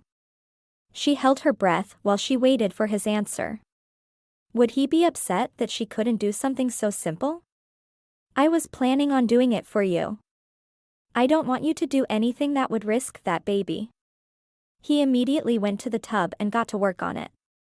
She put the chicken into a pot of water and set it on the stove to boil. Thank you. Before he left, he told her, I'll be working in the field you can see just outside the kitchen window. If I have to leave there, I'll come to the house to tell you. She smiled and nodded, happy that he was willing to let her know where he'd be so she wouldn't panic. She wasn't sure if she would be able to handle it if he came home late for a meal. When he came for lunch, she fed him bacon sandwiches on fresh hot bread, and was able to eat some bread herself. He said the prayer and they ate silently together, neither of them quite sure what you said to your spouse whom you'd met just the previous day. After lunch, he went back to the field and she brought in the clothes from the line. He'd obviously not done any washing in a while, and she was happy to put fresh clean sheets on his bed. She tackled the floors after she finished with that and was pleased with how the house looked by the time she started the dumplings for dinner. Thomas was exhausted after his long day, but happy to see how clean the house was. The smells from dinner made him rub his stomach with pleasure. She was going to bring him great joy just from her cooking. He noted that she had a full bowl of dumplings as well and commented on it. "My queasiness is doing much better this evening. I think it helped that I didn't have to get into any moving vehicles all day." She was actually looking forward to eating for the first time in weeks. She took the first bite and waited for the nausea to set in, but when it didn't, she smiled. "I'm going to be able to eat." "I'm glad to hear that. I was starting to worry you'd die from starvation." He shook his head at her as if to scold her for worrying him. She grinned. "It hasn't been that bad." Well, maybe it had, but he'd only seen a small portion of it. He raised an eyebrow. "You don't think? I've never seen anyone eat so little." "Don't worry. I'm not afraid to eat. I eat plenty, just not when I feel like death." She ate 3 bowls of the chicken and dumplings, and he was happy with that. He really had been afraid for her with how little she ate. Tonight she looked the picture of health. Her long brown hair was pulled back into a perfect bun, and her cheeks were rosy instead of green. Maybe she was right and it was only the baby that had been making her so sick. As he watched her eat, he found himself wishing the baby she carried was his and not some stranger's. After the meal, he went out to do the milking while she washed the dishes. He took his time in the barn, wondering if she'd be able to share his bed that night instead of sleeping in the nursery. She certainly looked healthy, but that didn't mean she wouldn't get sick if he tried to make love with her. So far he'd only even kissed her once, and that was during their wedding ceremony. He decided he'd try kissing her and see what happened. Once the milking was done, he carried the bucket into the house and down to the cellar. He wondered if going into the cellar was bad for her in her condition, but it didn't seem to bother her. Maybe that was something he should ask Victoria when he saw her again. She was sitting in a rocking chair off to the side of the table in the room that served as the kitchen as well as the sitting room and dining area. He took the rocker across from her and watched her fingers fly as she knitted something with yellow yarn. "What are you making?" She looked up with a smile. "A blanket for the baby. I'll make him a quilt as well, but I want him to have a nice soft blanket that I can bundle him up in during the winter. It's pretty."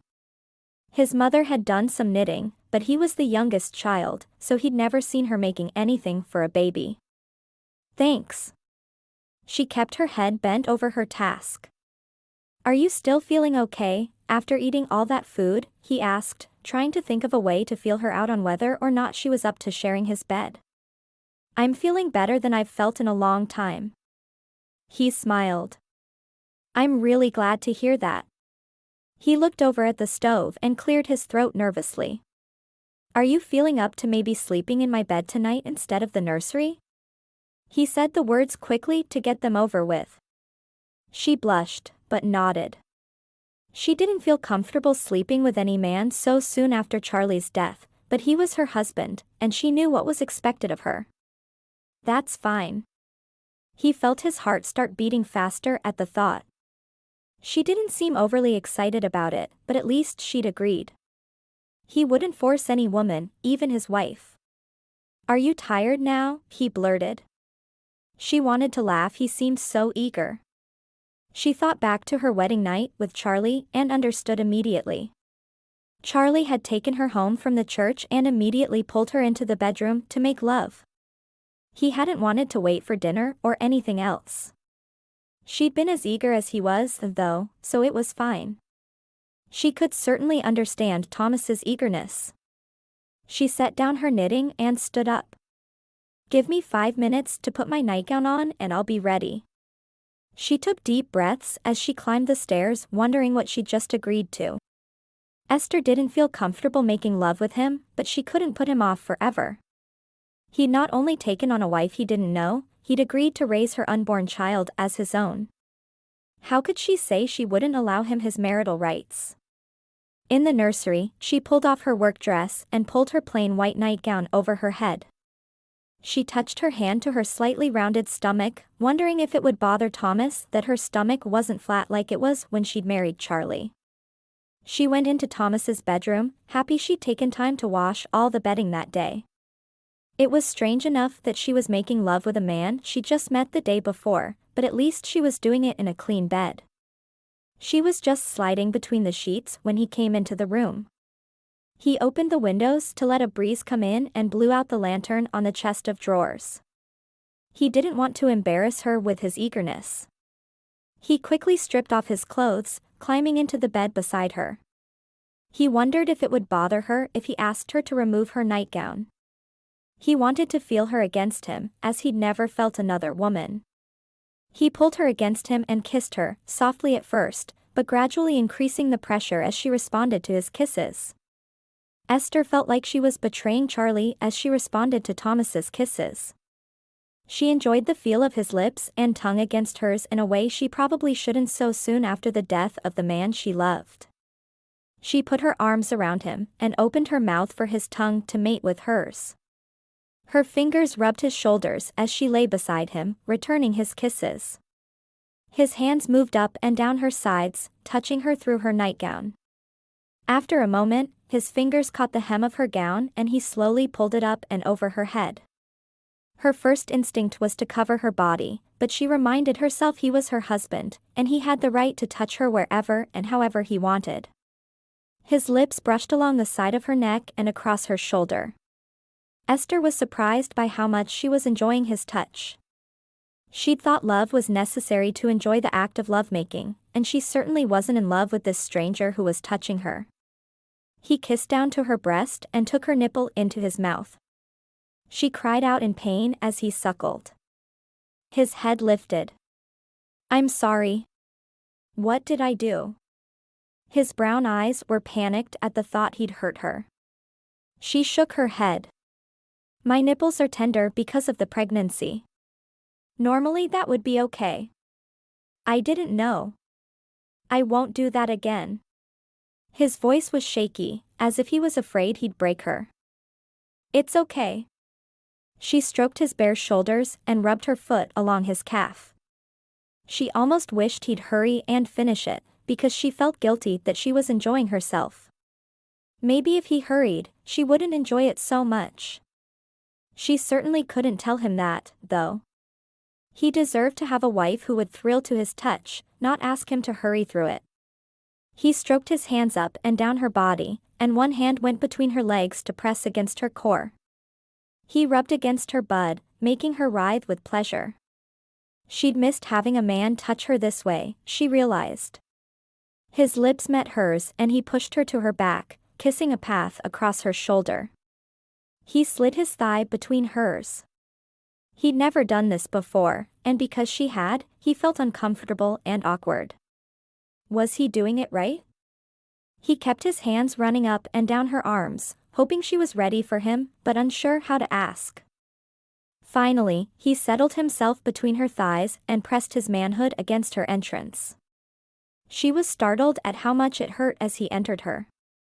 It had been a long time, certainly, but she hadn't expected any pain to be involved. She put her hands on his shoulders and dug her fingers in, hoping he'd finish quickly. She buried her face in his neck and let out a moan, hoping he'd think it was pleasure. He finished quickly, collapsing on top of her, his fingers stroking her cheek. He didn't know if she'd enjoyed it or not, but he certainly hoped so, because it was something he wanted to do again, soon. He rolled to his back, pulling her to him with her head on his shoulder, falling asleep quickly, content that his life was good now that he had a wife by his side. Esther lay awake long into the night, tears streaming down her face. She'd betrayed Charlie, and for the most part, she'd enjoyed doing it. What was wrong with her? Chapter 4. Esther woke well before Thomas the following morning and slipped out of bed to the nursery where her clothes were. She washed up and pulled her dress over her head before slipping down to the kitchen to fix breakfast for them. Not knowing her new husband's tastes, she fixed bacon, eggs and toast. To her surprise, there was no morning queasiness. Maybe that part of her pregnancy was over. She certainly hoped so. She didn't ever want to have to go through that kind of illness again. She blushed when he came into the kitchen for breakfast and pressed a kiss to her cheek. It was one thing to make love to a man you'd been planning to marry since you were 12, but another entirely to do it with a man you'd known for less than 48 hours. Thomas sat down at the table and accepted the huge plate of bacon and eggs. He reached for a piece of toast and buttered it while she fussed with her own breakfast. Once she was seated, he took her hand in his as he said the morning prayer. "I'll be working on the fences today. I found a spot where the cows can get out yesterday, and I need to keep them penned." She nodded. "Where will that be?" "On the south side of the property." "Okay. Thanks for letting me know." She was glad he was telling her where he'd go so she wouldn't worry as much. Once he was off for the morning, she decided she'd make a picnic lunch they could share and take it to him. It would be fun to spend the time outside getting to know one another. She'd always enjoyed the outdoors and would like to get to know the homestead she was now living on. She again made bacon sandwiches and carried them out to where he'd said he would be working. She found where the fence was newly patched, but Thomas wasn't there. She felt her heart start to beat faster as panic rolled over her. Where was he? He'd said he'd be there. She walked through the fields, gradually picking up speed as the panic overtook her. She called his name, and when there was no answer, she called again. "Thomas. Where are you?" She started to run, the picnic basket banging against her leg. She knew she shouldn't be running, but the panic was overtaking her. He wasn't dead in the fields somewhere, was he? "Thomas." Her voice was frantic by that point. She knew it was, but she couldn't stop the fear clawing at her insides. He stepped from between the rows of corn. "I'm here." "What's wrong?" He looked genuinely confused by her panic. She dropped the basket on the ground, tears streaming down her face. "I couldn't find you." Thomas stared at his new wife in shock. Was she really that afraid of losing him while he was in the field? "I'm sorry. I finished with the fence, so I decided to start weeding. I was going to tell you where I was working when I came home for lunch." She nodded, her eyes still full of fear. "I wanted to have a picnic, so I took our lunch to where you said you'd be working, but you weren't there." She put her hand on her belly, trying to soothe herself by remembering the baby growing there. She took deep gulping breaths of air as she tried to calm the panic that had raced through her. Thomas walked to her and pulled her into his arms. "I'm so sorry. I didn't mean to frighten you." She wanted to scream at him to always tell her where he'd be, but she didn't feel like she had the right to do that. It was her fault that she'd panicked. He'd had no idea she was going to surprise him with lunch, and she couldn't yell at him for her own mistake.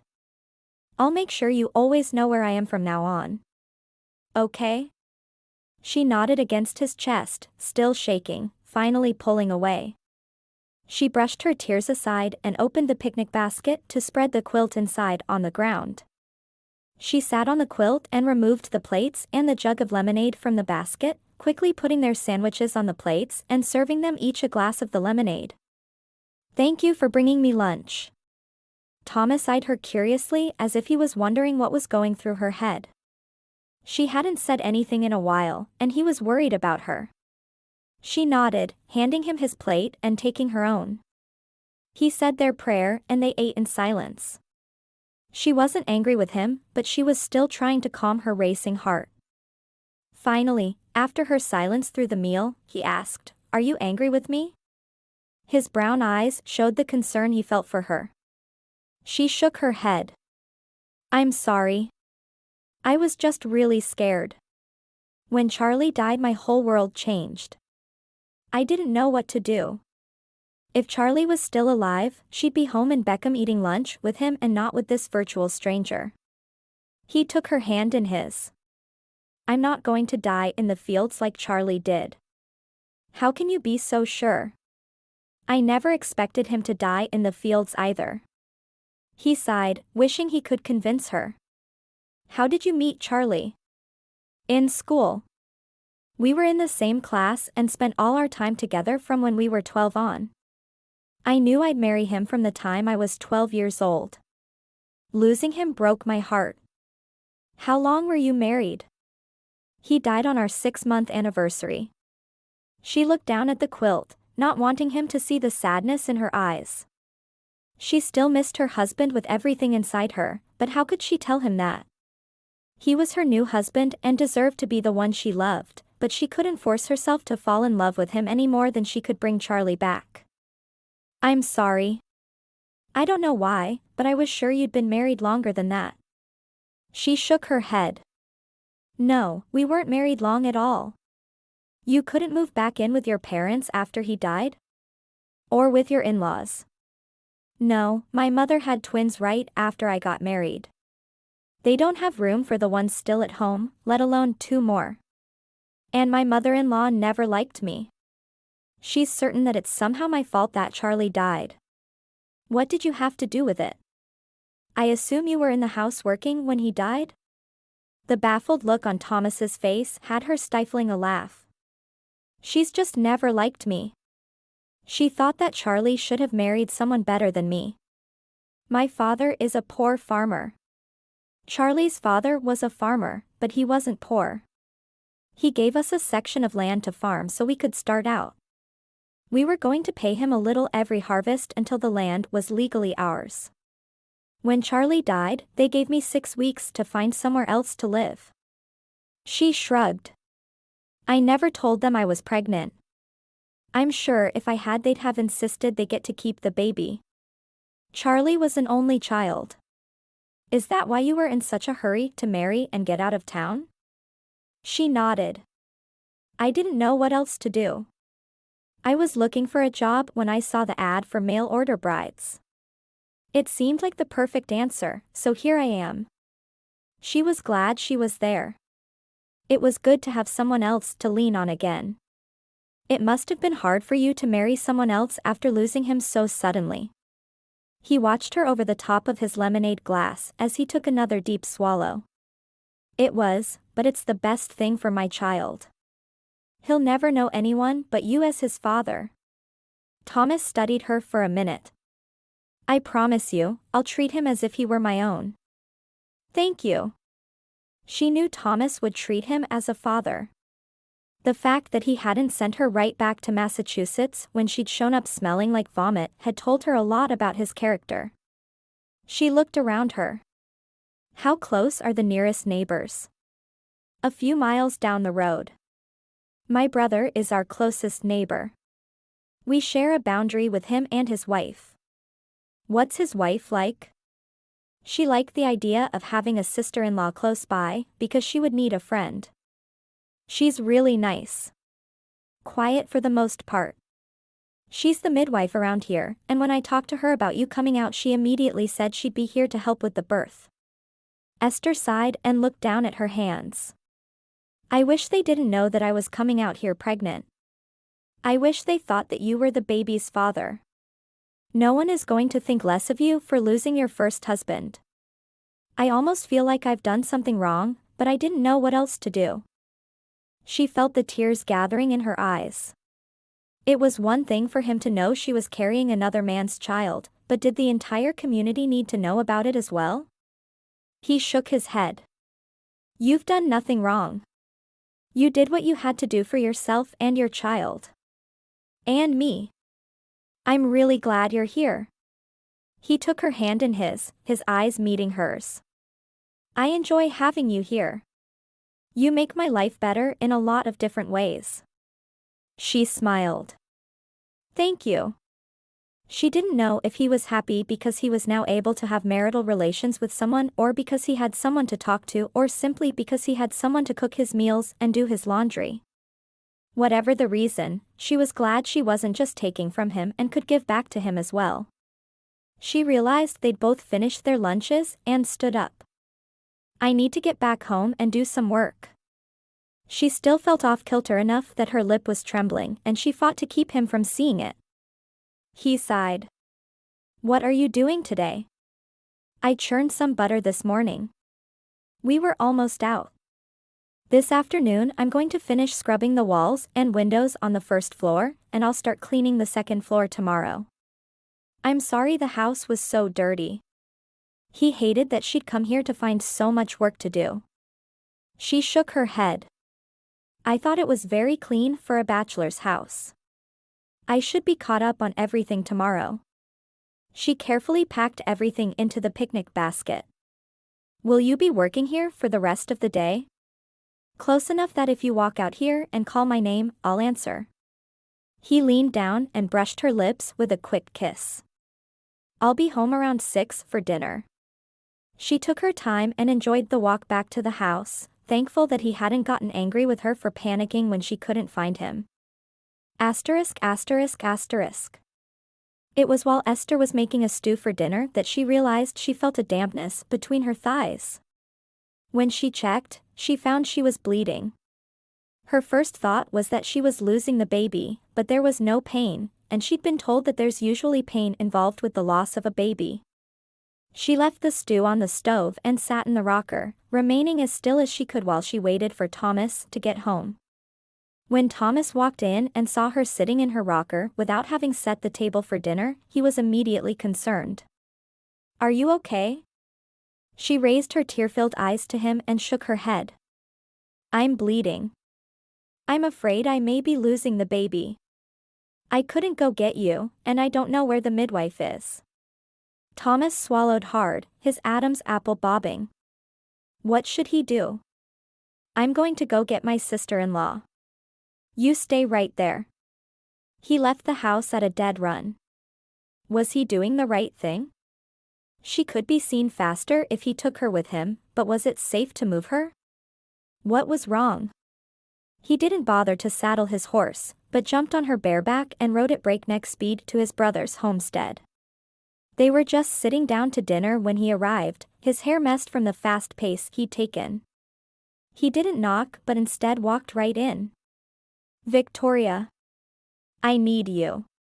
Esther is bleeding." Victoria asked no questions, but jumped from her chair and followed him out the door. "Go to her. I'll saddle a horse and follow." He nodded, jumped onto his horse, and rode home. He knew Victoria would follow quickly.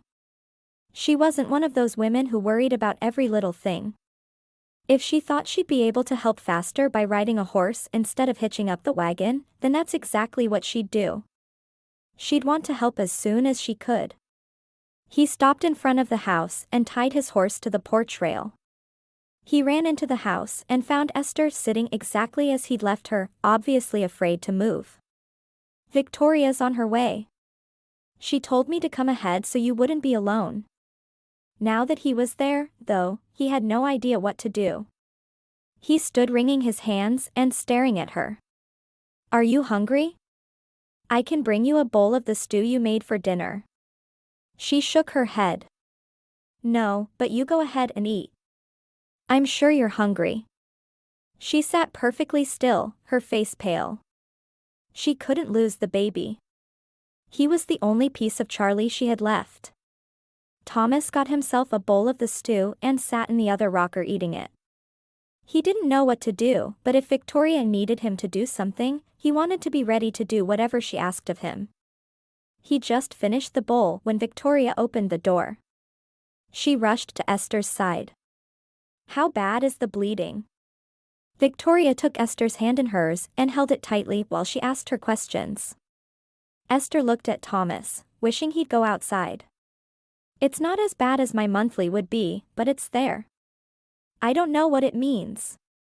Are you okay to stand up and walk up the stairs? I'd like you to lie down so I can examine you." Esther nodded.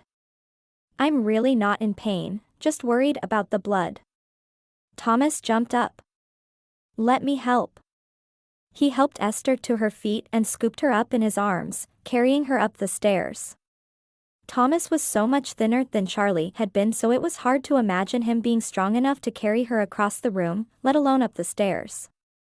"Put me down. You'll hurt yourself. I'm stronger than I look. And you weigh less than a feather. You've got to eat more now that your morning sickness is over." He shook his head at her as he opened the door to their bedroom. Victoria rushed up the stairs behind them, watching as Thomas carefully laid his wife on the bed. She put her hand on his shoulder. "I want you to wait outside the room." Thomas looked at Esther looking so small on the bed and then at his sister-in-law. "I feel like I should be here." Esther shook her head. "No, Thomas. Go. It's okay." No woman wanted to be examined there while her husband was hovering around. Thomas rushed from the room, closing the door behind him, but stood in the hallway listening to make sure there was nothing he could do. Victoria popped her head out. "Get me some clean cloths and some water." Thomas hurried to do what he'd been told. He was thrilled to have something to do. He rushed down the stairs and ran back up with the rags and a pitcher of water. Knocking on the door, he handed them to Victoria when she popped her head out. "Will this work?" Victoria nodded and closed the door again firmly in his face. He paced the hallway while he waited. At first he hadn't liked the idea of a pregnant wife, but now he couldn't imagine how he'd feel if she lost the baby. It was just a few minutes when Victoria came out of the room. "She's fine. I think she needs to be careful for a week or so. She can cook, but no major cleaning. I'll send Marianne over to help with the cleaning for the next week." She looked at Thomas. No relations for a week or so either. Marianne was Victoria and Samuel's oldest daughter. He nodded, embarrassed that she knew he had relations with his wife, even though he was supposed to. "What about the baby?" "The baby seems to be doing fine. She doesn't appear to be losing him. I'm just suggesting these things as a precaution. I don't want her to lose him." She studied her brother-in-law as if she were wondering how he'd feel about it.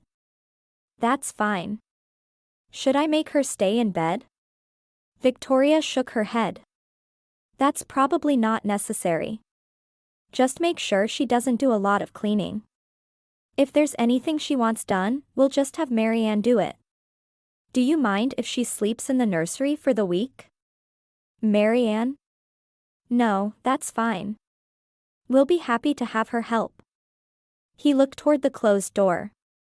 "Can I go see her?" "Of course." Thomas opened the door and went to stand beside the bed. "How are you feeling?" "I feel fine.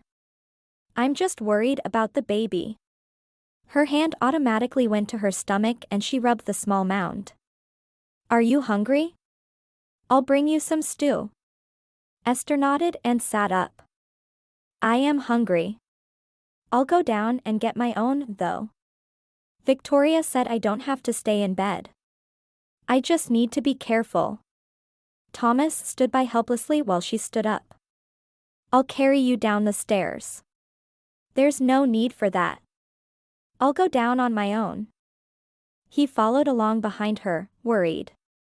When they reached the bottom of the stairs, they found Victoria serving them each a bowl of food and washing the few dishes she could. "I'll send Samuel over with Marianne when I get home." Thomas nodded. "If you'll wait, I'll ride with you." "There's no need. The distance is short and I'll be fine." "Are you sure?" "Yes. Marianne will be here tonight. I want her to finish the dishes, so don't get up and do them." She gave Esther a stern look. "Do you understand me?" Esther nodded. "I feel like I'm a burden on everyone." "You're not. You've had a tough few months. That long journey didn't help you any."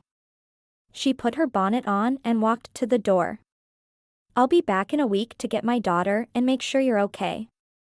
Thank you for coming so quickly." "You're welcome. I'm just glad to have a new sister."